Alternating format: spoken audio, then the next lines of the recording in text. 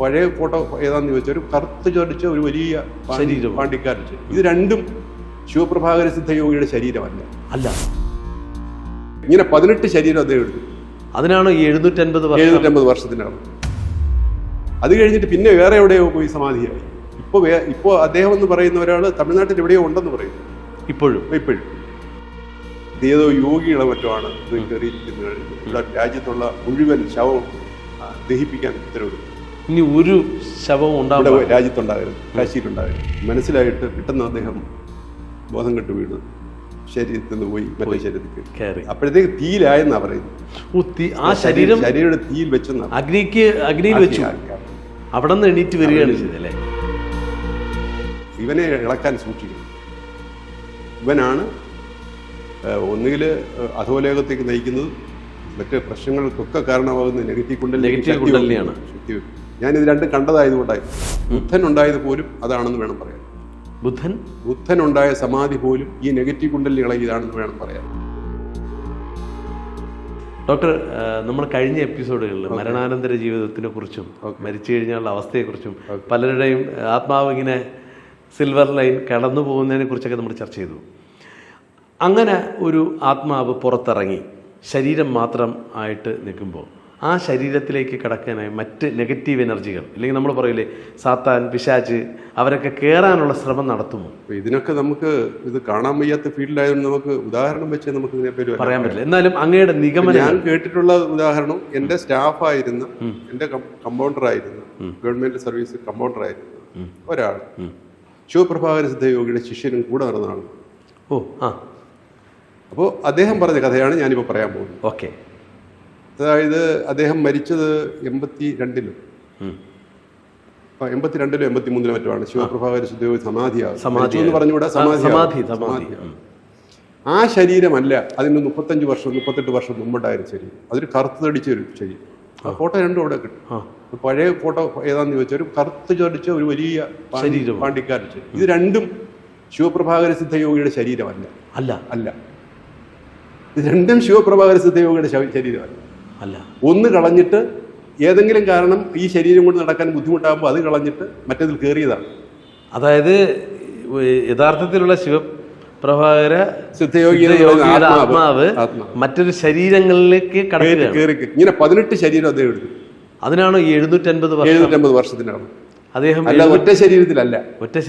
അല്ല, എന്റെ ധാരണ അദ്ദേഹം ഒറ്റ ശരീരം സ്വീകരിച്ചു. അത് നമ്മൾ ആ ഫോട്ടോ കണ്ടപ്പോൾ അറിയാം. തലയിൽ ഇങ്ങനെ മുടി ഇങ്ങനെ ഒരു കറുത്ത തടിയനായി ഒരു മനുഷ്യൻ. അത് ഏതാണ്ട് 50 കാലഘട്ടത്തിലോ മറ്റോ ഉണ്ടായിരുന്ന ശരീരം. അത് കഴിഞ്ഞിട്ട് അവസാനം നല്ല വെളുത്ത സുന്ദരനായ ഒരു വയസ്സൻ.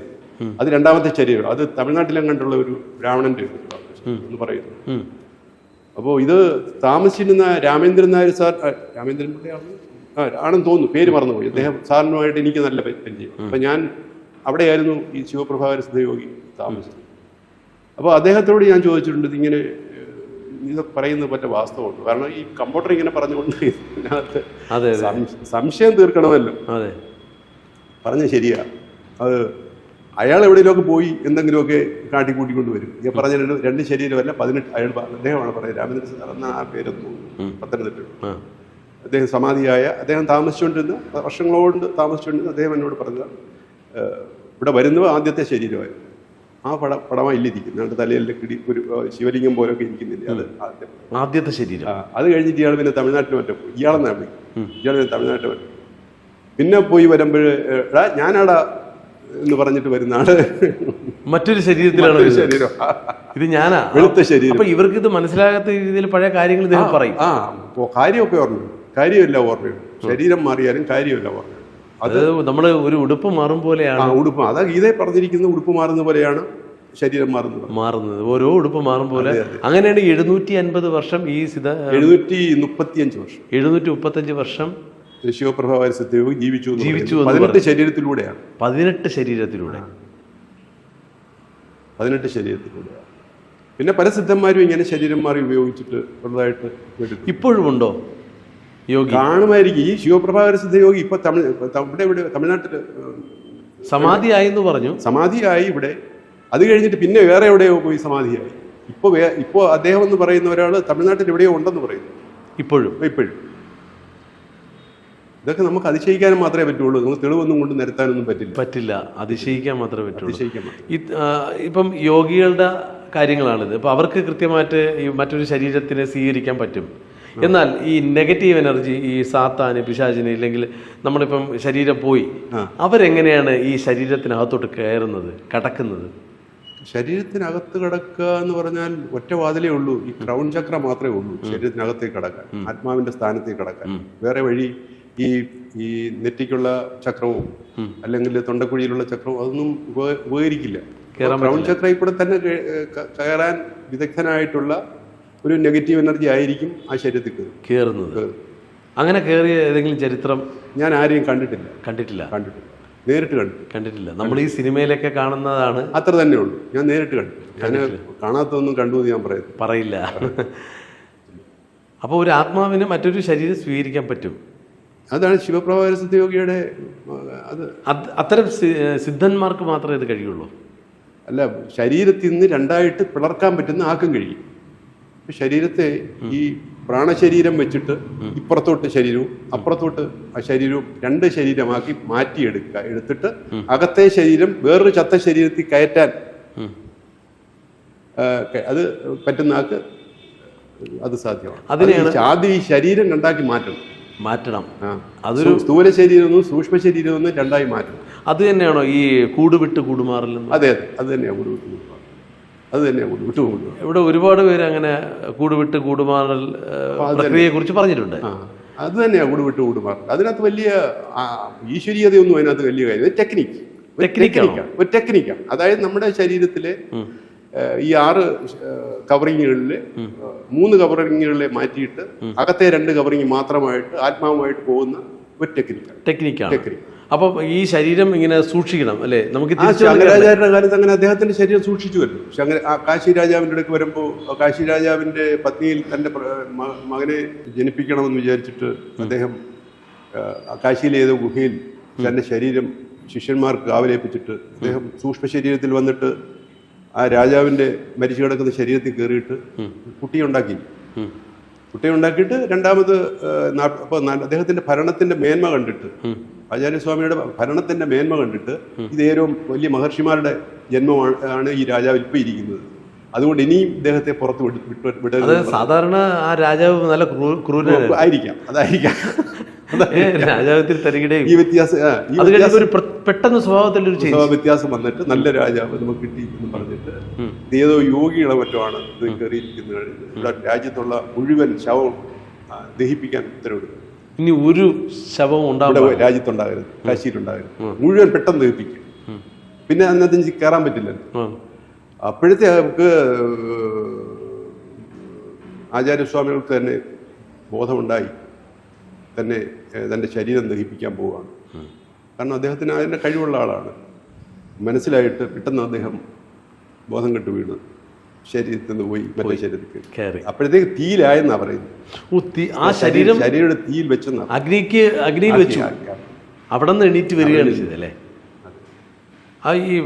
ഈ മക്കളുണ്ടായി എന്നൊക്കെ ഉള്ള ചരിത്രം അത് ഒരു മിത്താണോ?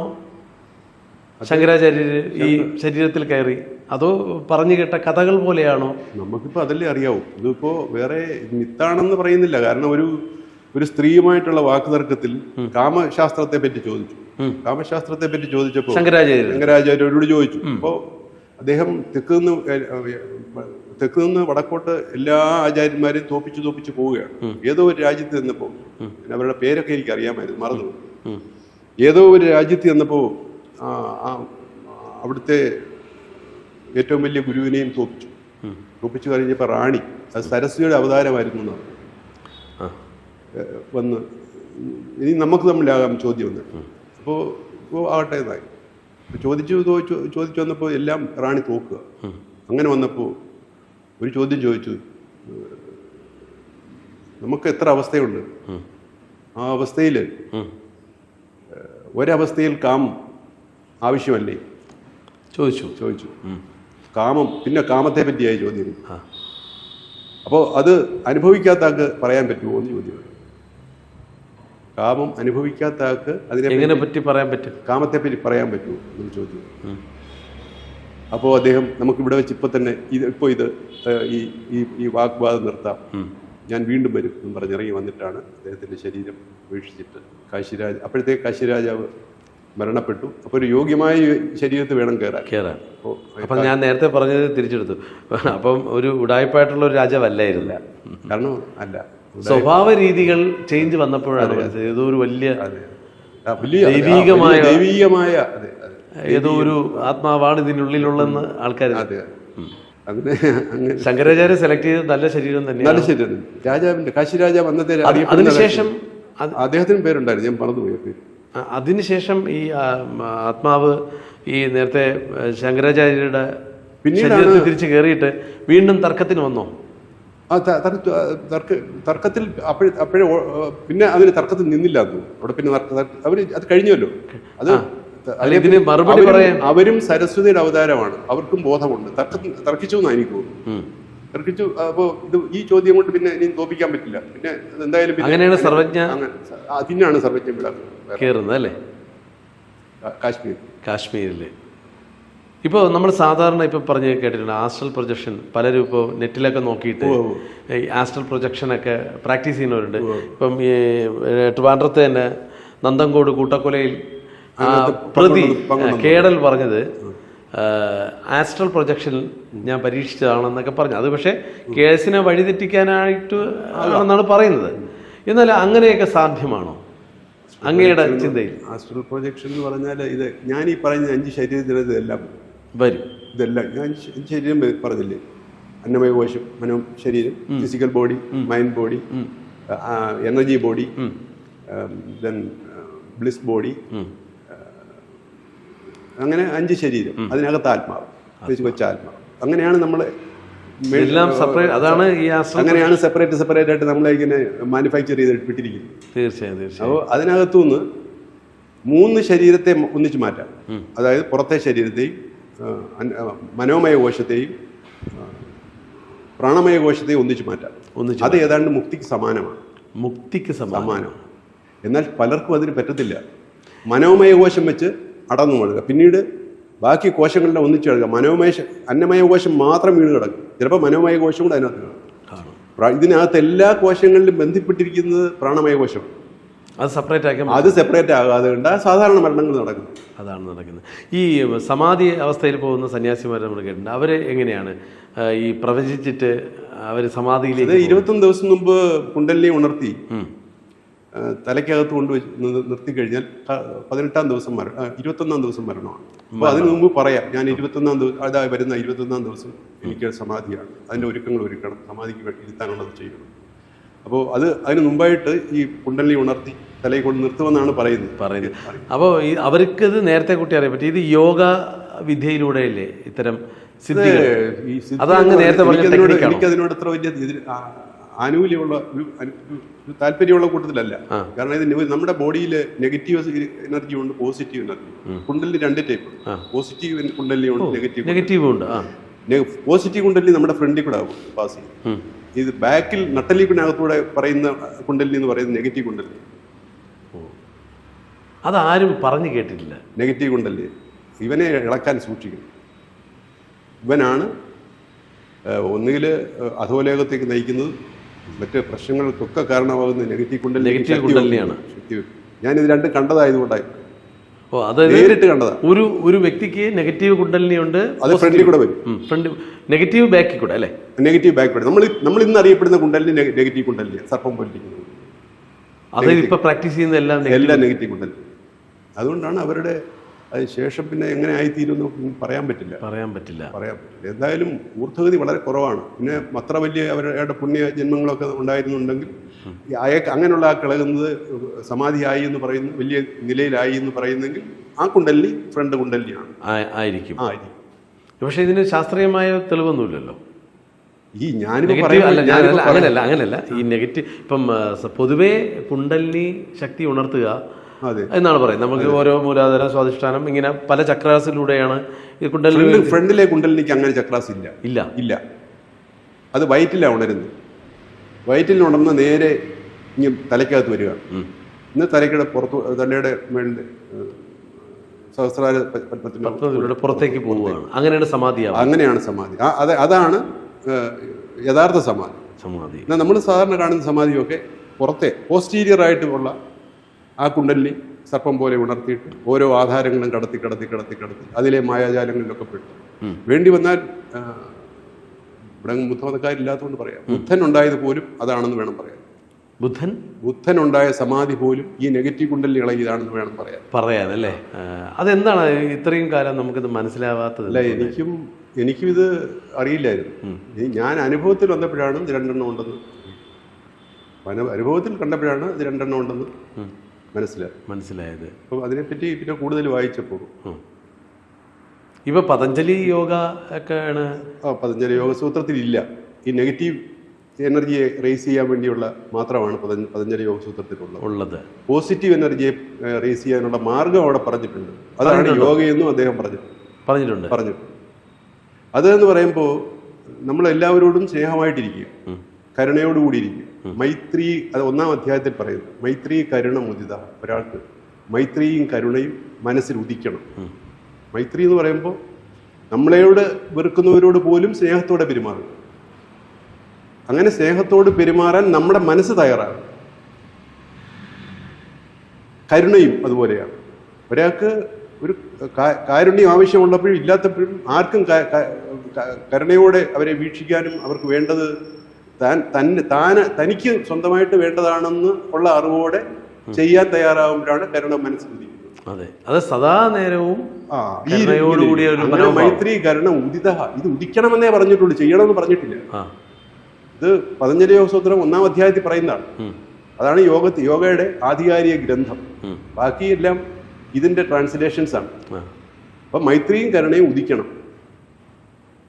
ഉപേക്ഷയാണ് അടുത്തത്. ഉപേക്ഷയാണ് സുഖദുഃഖ പുണ്യാപുണ്യ വിഷയാണാം ഭാവനത. ഉപേക്ഷയോടുകൂടി സുഖത്തെയും ദുഃഖത്തെയും പുണ്യത്തെയും, അപുണ്യം എന്ന് പറഞ്ഞാൽ പാപം, ഉപേക്ഷയോടുകൂടി എന്ന് വെച്ചാൽ അതൊരു വലിയ കാര്യമുള്ള കാര്യമല്ല. എന്ന് വെച്ചാൽ ഉപേക്ഷ എന്ന് പറഞ്ഞാൽ നമുക്ക് മലയാളത്തിൽ വേറൊരു പദം ഇല്ല എന്ന് പറയാം. അതൊന്നും വലിയ എനിക്കൊരു വലിയ പ്രശ്നമല്ല എന്ന് പറയുന്ന പോലെ തന്നെ ഇവയെ കാണണം. ഉപേക്ഷയാണ് സുഖദുഃഖ പുണ്യാപുണ്യ വിഷയാണ് പാവനത. അങ്ങനെ വന്നാൽ എന്ത് സംഭവിക്കും? ചിത്തം പ്രസാദിക്കും, ചിത്തപ്രസാദനം. അങ്ങനെ ചിത്തം പ്രസാദിച്ചാൽ യോഗിയായി. ഇതാണ് അതിൻ്റെ ഈ കുണ്ടലിന് ഇളകാനുള്ള, ആൻറ്റീരിയർ കുണ്ടലിന് ഇളകാനുള്ള മാർഗം. ഇനി അത് പറ്റുന്നില്ലെങ്കിൽ അദ്ദേഹം പറയുന്നത് പ്രച്ഛദ്ദന വിധാരണാഭ്യാം വാ പ്രാണസ. പ്രാണനെ അകത്തോട്ടും പുറത്തോട്ടും എടുക്കുകയും വിടുകയും ചെയ്തു ഈ നിലയിൽ എത്താൻ പറ്റുമെങ്കിൽ അത് ഇനിയും ബാക്കി ഞാൻ പറയാൻ പോകുന്നത് ആ യോഗയെ പറ്റിയാണ് എന്നും പറഞ്ഞാണ് പതഞ്ജലി യോഗ സൂത്രം പറയുന്നത്. ഈ ആദ്യം പറഞ്ഞ സാധനം ആരും എടുക്കാറില്ല, രണ്ടാമത് പറഞ്ഞതാണ് എല്ലാവരും രണ്ടാമത്തെ കിടന്നാണ് പിടിക്കുന്നത്. അതിൻ്റെയൊക്കെ അവസാനം ആപൽക്കരമാണ്. തീർച്ചയായും നമ്മൾ സാധാരണ ഈ ജ്യോതിഷമൊക്കെ വെക്കാൻ പോകുമ്പോൾ അതിനകത്ത് 2 മൂർത്തികളെ പറയാറുണ്ട്. രക്ഷസ്, യോഗീശ്വരൻ. അമ്പലത്തിൽ ചെന്നാലും അവിടെ കാണാൻ രക്ഷസ്, യോഗീശ്വരൻ. ഇതെല്ലാം യോഗ ചെയ്ത ആൾക്കാരാണ്. യോഗ ചെയ്ത ആളാണ്. ബ്രാഹ്മണൻ ചെയ്ത യോഗ ചെയ്ത് മരിച്ച ആളാണ് യോഗീശ്വരൻ. രക്ഷസ് അബ്രാഹ്മണൻ ചെയ്ത് മരിച്ച ആളാണ് രക്ഷസ്, യോഗ ചെയ്ത് മരിച്ച ആളാണ്. ഇത് ഓരോ അമ്പലത്തിലും കല്ലേ കുത്തിയിരിക്കാൻ കാരണം ചെയ്ത പാപത്തിന്റെ ഇത് കാര്യം കൊണ്ടാണ്. അല്ലാതെ വേറെ ദേവമൂർത്തികളൊന്നുമല്ല. അതെ അത് പ്രശ്നം വെക്കുമ്പോൾ അവര് കണ്ടുപിടിക്കുന്നതാകും. എന്തായാലും ഇങ്ങനെ ചെയ്ത് ഈ പോസ്റ്റീരിയർ എനർജിയെ ഉയർത്തിക്കൊണ്ടുവന്ന് അപ്പോൾ അത് ഒരുപാട് സിദ്ധികൾ അത് മുതലാക്കി ഒരുപാട് കാര്യങ്ങൾ ചെയ്ത് മറ്റുള്ളവർക്ക് അവരെ ഭീതിപ്പെടുത്താം പല രൂപത്തിൽ. അവരിൽ നിന്ന് അതുപോലെ തനിക്ക് മറ്റ് ആരെക്കാളിലും വലിയവനാണെന്നുള്ള ഒരു തോന്നൽ മറ്റുള്ളവരുണ്ടാക്കാം. അങ്ങനെയുള്ള കാര്യങ്ങളൊക്കെ ചെയ്തു വരുമ്പോൾ സ്വയമേവ പാവിയായി മാറും. അതുകൊണ്ടായിരിക്കാം മിക്കവാറും ഈ ചെയ്തിട്ടുള്ളവരെല്ലാം പാപികളാണ്.